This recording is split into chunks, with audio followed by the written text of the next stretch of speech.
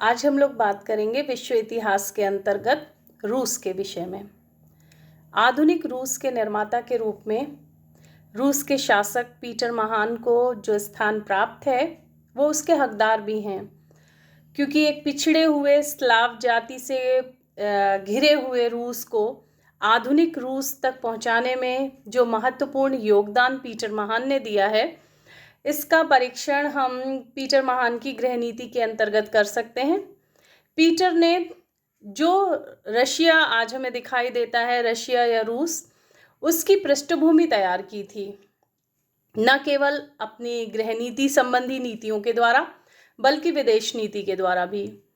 आज मैं आपके साथ पीटर की विदेश नीति का एक मुख्य तथ्य, जिसे पीटर की खुली खिड़की की नीति कहा जाता है। एक्चुअली खिड़की सबके घरों में होती है, तो इसको खुली खिड़की की नीति ही क्यों कहा गया?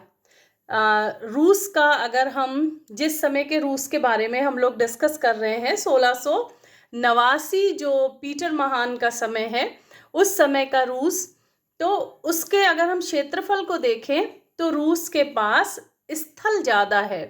रूस के पास आगे बढ़ने के लिए कोई बंदरगाह नहीं है, कोई समुद्र तट नहीं है, तो उसे अपने देश से बाहर व्यापार वाणिज्य करने के लिए, अपनी नौसेना को डेवलप करने के लिए एक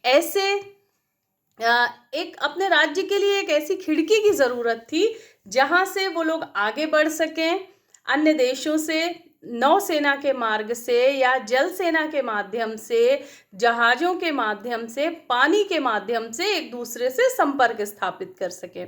इसीलिए पीटर की इस नीति को, विदेश नीति को, खुली खिड़की की नीति के नाम से जाना जाता है, और ये बहुत ही महत्वपूर्ण अध्याय है विश्व इतिहास का या यूरोप के इतिहास का।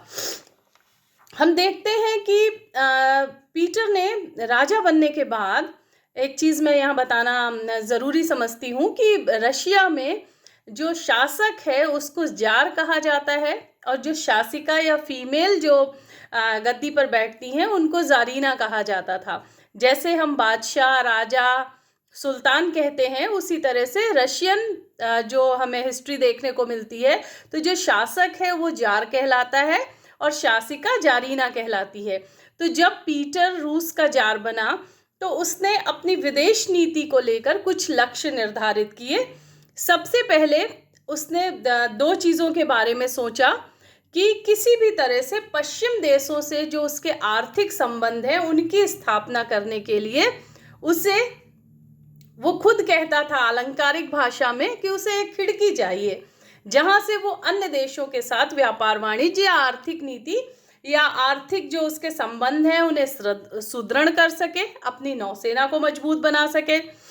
और उसका एक और उद्देश्य था कि उसका जो काफ़ी हिस्सा बर्फ से घिरा रहता था, जहाँ पर थोड़े समय के लिए ही केवल आना जाना हो सकता था, वो इनएक्टिव पार्ट था रशिया का। तो उसे कुछ ऐसा चाहिए था, ऐसा स्थलीय स्थान चाहिए था अपने आसपास के जो उसके पड़ोसी राज्य थे उनके साथ, या तो वो युद्ध के द्वारा ऐसा कर सकता था या संधि के द्वारा, या तो उन्हें पराजित करके कर सकता था या फिर उनके साथ मैत्रीपूर्ण संबंध स्थापित करके। तो इसके लिए उसको लिए 3 युद्ध अनिवार्य हो गए, क्योंकि अगर वो काले सागर की तरफ अपना एक्सपेंशन करता है तो उसे टर्की के साथ, जिसे तुर्की भी कहा जाता है, के साथ संघर्ष की संभावना थी। इसी तरह से अगर वो आजोब के बंदरगाह की तरफ जाता है तो उसे स्वीडन के साथ युद्ध करना। और ये 2 युद्ध ही ऐसे थे जिन्होंने पीटर की महत्वाकांक्षा को थोड़ा बहुत संतुष्ट किया था। सबसे पहले जब उसने टर्की के साथ अपने विदेश नीति को निर्धारित किया तो उसने काले सागर की तरफ खुली खिड़की पाने का प्रयास किया। 1695 ईस्वी में जब उसका राज्यारोहण हुआ तो उसने टर्की से युद्ध करके आजोव लेने की कोशिश की, लेकिन ये एक असफल प्रयास था। पॉइंट नोट करने लायक है कि ये एक असफल प्रयास था और वो वापस आना पड़ा उसे। टर्की से उसके जो हित थे वो पूरे नहीं हुए। 1711 ईस्वी में जब स्वीडन के साथ उसके संघर्ष की संभावना बढ़ी, तब तक आजोब के कुछ हिस्से पर पीटर ने अधिकार कर लिया था, लेकिन वो दो फ्रंट एक साथ नहीं खोलना चाहता था कि वो टर्की से भी युद्ध लड़े और स्वीडन के साथ भी युद्ध लड़े। इसलिए उसने आजोब का जो क्षेत्र था वो टर्की को वापस कर दिया। अब हम लोग आ जाते हैं स्वीडन की तरफ। ये वो समय है जब स्वीडन में जो शासक बन रहा है वो 15 साल का लड़का है, चार्ल्स सेकंड के नाम से वो गद्दी पर बैठ रहा है। तो इस समय जो आसपास के स्वीडन के क्षेत्र हैं, जैसे डेनमार्क, पोलैंड और रशिया यानी रूस, जिसके बारे में हम लोग बात कर रहे हैं, इन्होंने सोचा कि ये तो 15 साल का छोटा सा लड़का है, हम इसको अपनी सेना से दबा देंगे और जो भी क्षेत्र हमें स्वीडन से चाहिए हम ले लेंगे। लेकिन इनकी ये जो बातें थी या इनकी जो सोच थी वो बिल्कुल ही सही साबित नहीं हुई। चार्ल्स एक अति योग्य बच्चा साबित हुआ और एक बहुत बढ़िया शासक साबित हुआ। उसने पोलैंड और डेनमार्क और रशिया के जो महत्वाकांक्षाएं थी उनको बिल्कुल नेस्तनाबूद कर दिया और इनको हरा भी दिया। अब पीटर के लिए सोचने का समय था कि पीटर तो यूरोप से प्रशिक्षित होके आया और उसने विदेशी डिग्रियां ली और बहुत सारी शिक्षा प्राप्त की थी कि एक 15 साल के लड़के से कैसे हार गया।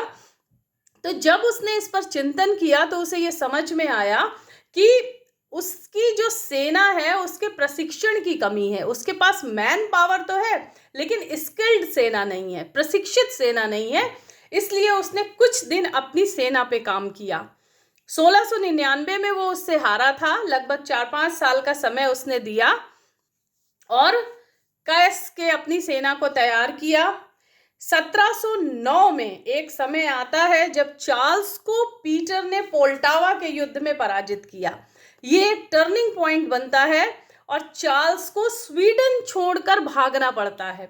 अब चार्ल्स भाग के कहाँ गया, ये भी एक बढ़िया सी बात है कि हम फिर से एक कड़ी को छोड़ के दोबारा उसको जोड़ने जा रहे हैं। अब चार्ल्स भाग के गया टर्की। अब टर्की के सुल्तान को उसने पीटर के अगेंस्ट फिर से तैयार करना शुरू किया। अब वो क्योंकि हार चुका था चार्ल्स, तो उसने टर्की का जो सुल्तान था उसको मेंटली प्रिपेयर करने शुरू किया कि हम दोनों मिलकर, मतलब स्वीडन और टर्की दोनों मिलकर पीटर को हरा देंगे और जो पोल्टावा का बंदरगाह उसने छीन लिया है मुझसे, मैं उससे वापस ले लूंगा। तब तक जो ये क्षेत्र पीटर ने लिया, पीटर एक बहुत ही सुलझा हुआ, बहुत ही सामाजिक और एक क्रिएटिव शासक था, क्रिएटिव जार था, जिसने रूस को प्रगति के पथ पर आगे बढ़ाया था। तो उसने लिवोनिया और इस्टोनिया पर भी अधिकार कर लिया था और बाल्टिक तट, जो बाल्टिक सागर है, उस पर उसका अधिकार पक्का हो गया था और उसने यहीं पर सेंट पीटर्सबर्ग के बंदरगाह की स्थापना की थी। ये एक फैक्ट है जो आप लोगों को पता होना चाहिए कि 1709 के पोल्टावा के युद्ध में चार्ल्स को पराजित करने के बाद जो विभिन्न क्षेत्र उसने बाल्टिक तट के आसपास जीते थे, वहीं पर उसने सेंट पीटर्सबर्ग के बंदरगाह की स्थापना की।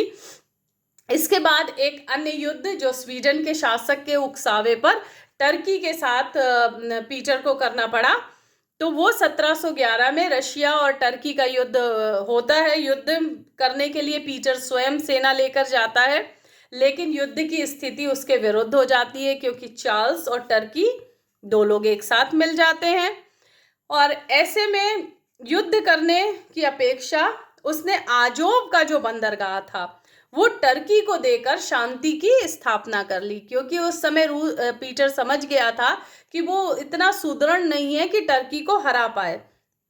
तब तक चार्ल्स स्वीडन वापस आ गया और उसने फिर से युद्ध करने शुरू किए।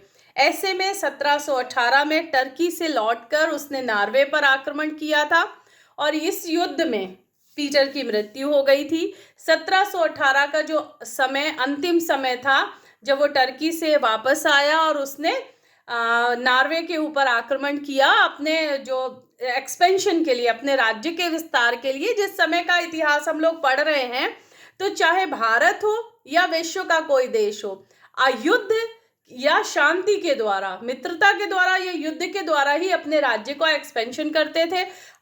अंतर्राष्ट्रीय सीमाएं निर्धारित नहीं थी कि ये राज्य इतने ही क्षेत्रफल का है, इस तरह का नहीं था। माइट इज राइट की नीति पे लोग चलते थे, जिसकी तलवार में जितनी ताकत होगी वो उतना क्षेत्र जीत लेगा। ठीक है, ऐसे युद्ध में पीटर की डेथ हो जाती है और इसके बाद रूस के साथ स्वीडन ने संधि की। पीटर के बाद कैथरीन आ जाती है, इस पर मैं अपने नेक्स्ट लेक्चर पे आपसे बात करूंगी। कैथरीन भी उतनी योग्य है जितना पीटर है। तो पीटर की डेथ के बाद कैथरीन स्वीडन के साथ एक संधि करती है और उसके बाद रूस को इंग्रिया, एस्टोनिया, लिवोनिया, करोलिया और फिनलैंड का कुछ हिस्सा प्राप्त होता है।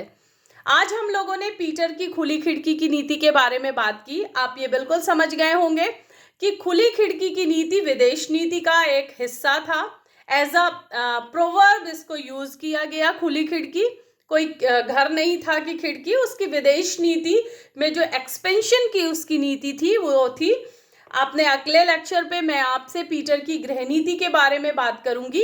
किस तरह से एक बिखरे हुए रूस को, एक असंगठित रूस को, एक असामाजिक रूस को, एक अंधविश्वास से घिरे हुए रूस को एक विश्व की महाशक्ति बनाने में जो नींव की ईंट का काम किया वो पीटर ने किया। ठीक है, अगले लेक्चर में आपसे पीटर की गृह नीति के बारे में बात करूंगी।